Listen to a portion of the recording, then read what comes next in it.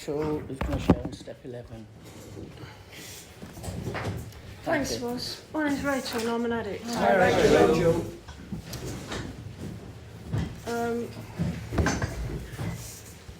I might stumble a little bit because it's very personal stuff, isn't it? Step 11. And I've been here a long time. I've been clean now for 31 years. Well done, And I've never done a step 11 chair. And there's a reason for that. And I suppose that is that is what my step 11 chair is about. Why it's taken me so long to get to it, the problems I've had with it. That is my step 11 message.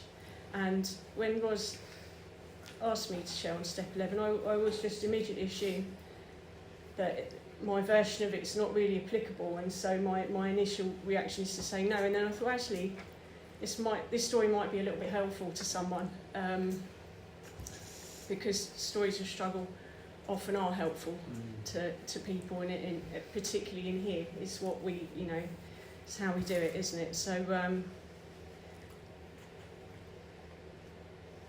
yeah, I didn't take easily to this stuff, and there's so many words even in step 11 that I find difficult, and conscious contact, prayer, meditation, God, all those things, and I wasn't oppressed by any kind of religion. It just didn't exist in my world. In fact, the first contact I had with any kind of religion was people trying to save my soul when I was homeless. Bless them, there were lots of them. The Jesus Army tried to kidnap me when I was 18, and other people did try and save my soul, but I was quick. They weren't gonna catch me. I was already up and running by then. They were a bit late, but yeah, I didn't really have that. But when I did come in, I did think that was going to be the thing. I didn't have any kind of metaphysical belief system, and I couldn't imagine having one. And people used to talk about a God of their understanding, and I just thought that was a kind of bit of a soft way to get you in, because eventually people did seem to end up with a God, and I never thought that really was going to work for me. And I did understand when people said, I think as Tosca says, about you plus me is a power greater than myself, and that's how it worked for me in here, was the collective rationality of a load of really wonky people. That's what worked for me, was that individually we were all fucking mental, but when we came together we knew what we were supposed to do, and we knew, we could help each other do it, and that worked for me. But it worked in terms of the practicalities in the early days, and I managed to get through 2 and 3 with that. But 11, I remember someone saying about 11's not just a step 3 plus; it's a different thing. You're asking only for something's will, and you're asking for power and courage and things like that. You aren't asking for, you're not asking for things to happen.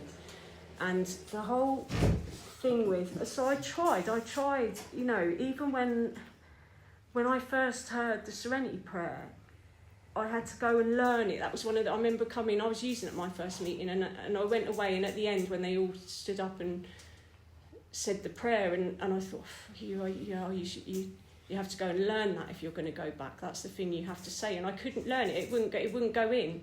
It was too straightforward. I could never remember it. It took me a long time to actually even learn the order that went in. And once that did go in, that did seem to make perfect sense, because it meant I didn't have to worry about anything else. It was just what was in front of me. So that's really the only prayer I've ever had to hand. Any time when I actually tried to talk to a thing, and I just copied everyone else. I just did the things everyone else did.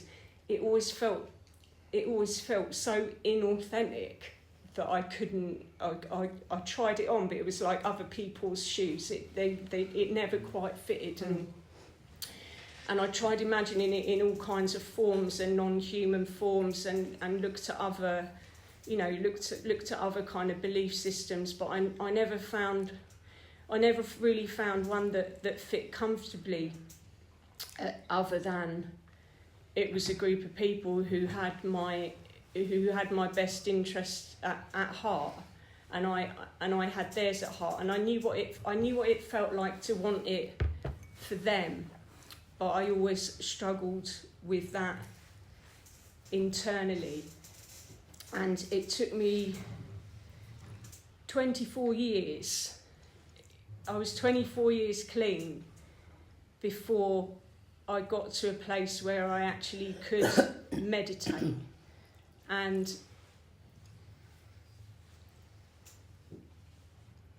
I don't know if I thought everyone else could just had easier access to that. But what I think happened now, how I make sense of that now, is because I do it now. I do it every day, and I have a step 11. I have a very very simple program now. I do step 10 and 11 every day, but they're short. I've got some OCD, and so if I get into rituals around anything, they just get out of hand very quickly, and then I don't have enough hours in the day to kind of complete them. And when I first tried, I remember when I first came across meditation, there wasn't. It was in the 90s. You had to listen to actual tapes, and I could never tolerate the people's accents on any of them, because they all had this kind of transatlantic, and they'd all say all this. They'd all say, and because it was repetitive, it wasn't like Headspace where you hear a different thing every day. It was you had one tape and someone's talking about the ocean and the smoky ports, and I just wanted to throw the thing out. I couldn't listen to those voices, and I followed people to Buddhist centres. I've got rheumatoid arthritis. I can't sit on a fucking cushion for an hour. Do you know what I mean? I could never get up, and it was painful. But I couldn't manage that. But what I didn't realise was that the reason I couldn't do that stuff, because now I do it, and it's all about my breath and being in my body. What I didn't understand is that I didn't live in my body.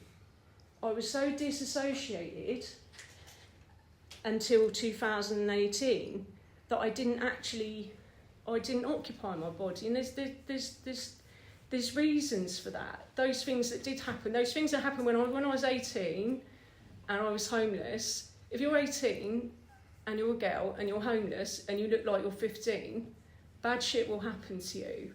And I left. I just checked out.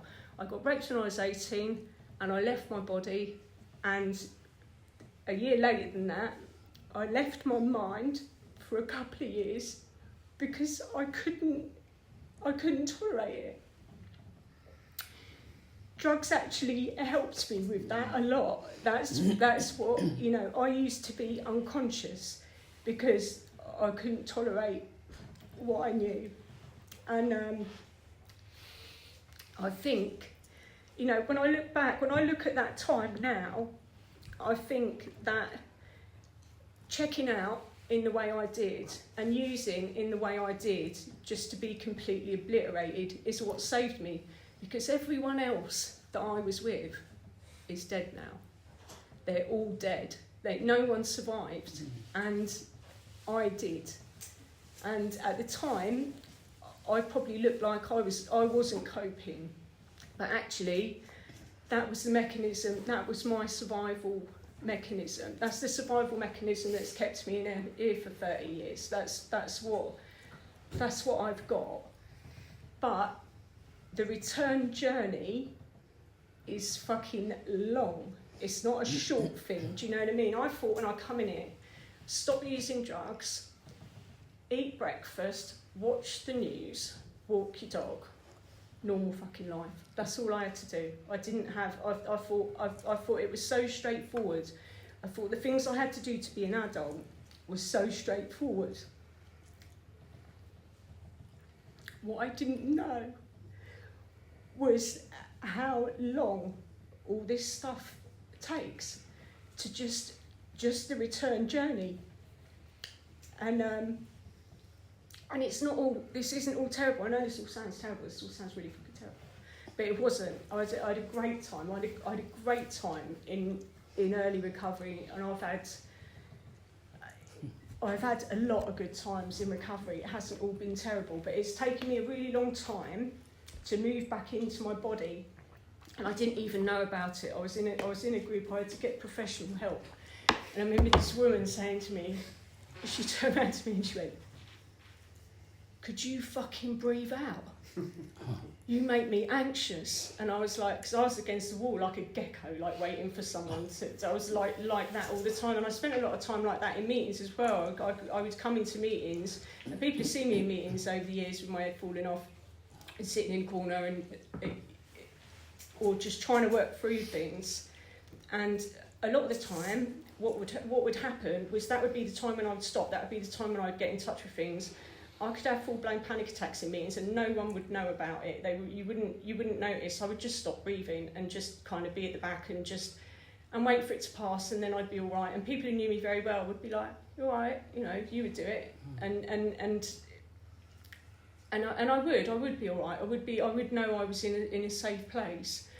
But I didn't actually know that happened until 2018 when I was kind of trying to look at that and trying to connect all the dots, and then realise that I didn't actually occupy my body. And when I started to occupy my body again, it was very uncomfortable, because I just felt like I hadn't been in. So it was a little bit like tripping for a while. And one of the things I did was, and it was Craig, which it was the person I know who can sit still the least, who said to me, "You need to do meditation, and you need to get an app. You do 3 minutes, and you sit in the bath and you do." And I was like, "Well, we're all right." And when we got locked down and had to actually kind of look for some other resources that weren't sort of sitting in the back in meetings, and had to do some other stuff, that was the first time I did that. But I remember all that time. I remember around that year. I remember drinking cold water and feeling it.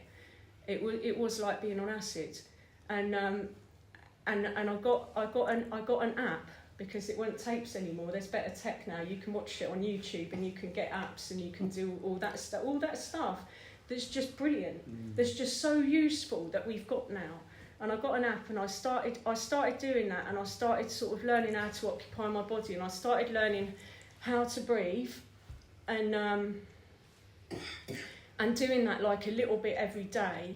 And most of the time I was still just really distracted. I'd hear the person talking and then go, and any time you get lost in thought, and I'm like, "Oh yeah, I'm just going come back to the breath, And the only bit where I was really concentrating is the bit where they go, "Let the mind do whatever it wants." I'm like, "No, I'm breathing, I'm doing the breathing," you know what I mean? That's the only time where they're telling me not to do it in its but I started and what happened with that, I started feeling kind of more present, and times when I was when I would get overwhelmed and I would check out, where I would just move my feet inside my shoes, or touch a thing, or touch a dog, or drink some water, or do a physical thing, and actually come back into my body, and it'd be all right.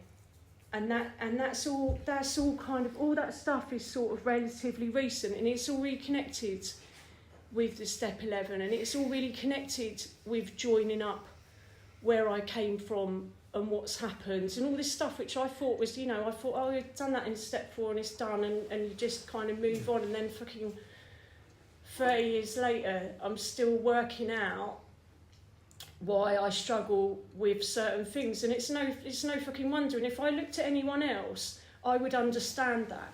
If someone told me about their life, I'd go, "Yeah, of course you do. It makes absolute sense."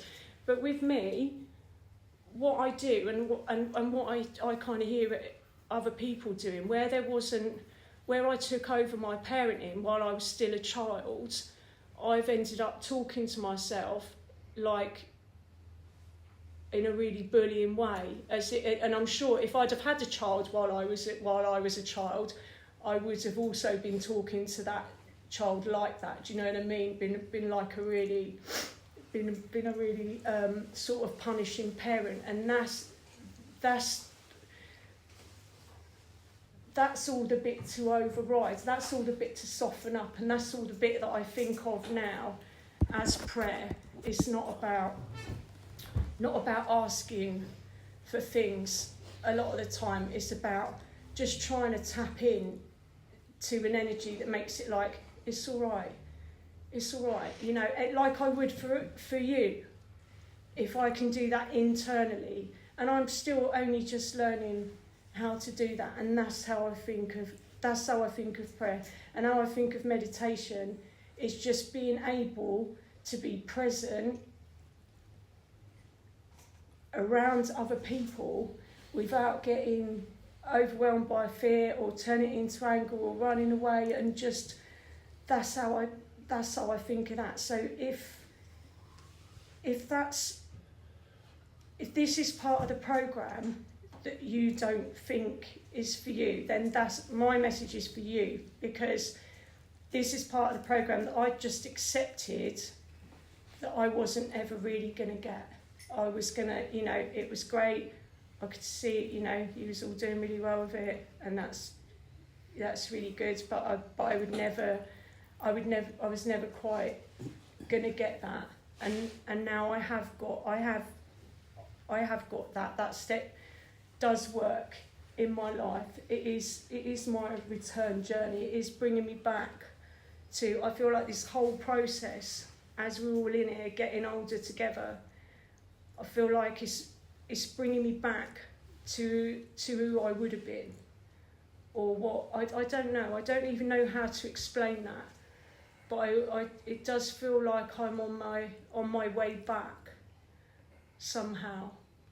I don't know if any of that makes sense, or if any of that's relevant to your step 11, but yeah, I hope so, because I've really got a lot out of this in the last couple of years. I always thought that the steep learning curves were all at the start, and that's not my experience. I thought, you know, we don't, you know, we can't, you know, we get clean, we learn all this amazing shit, and then we plateau out and become normal. And that's not my experience at all. The learning curves have stayed steep, and it blows my mind sometimes what we get in here. This is not what I came for. This is not the stuff. I had no idea. I had no idea what I was going to get from this, because I had no idea what I was dealing with. So yeah, if you've ever struggled with step 11, then yeah, I'm with you. That's it. Thank you. Thank you, Rachel. Thank you.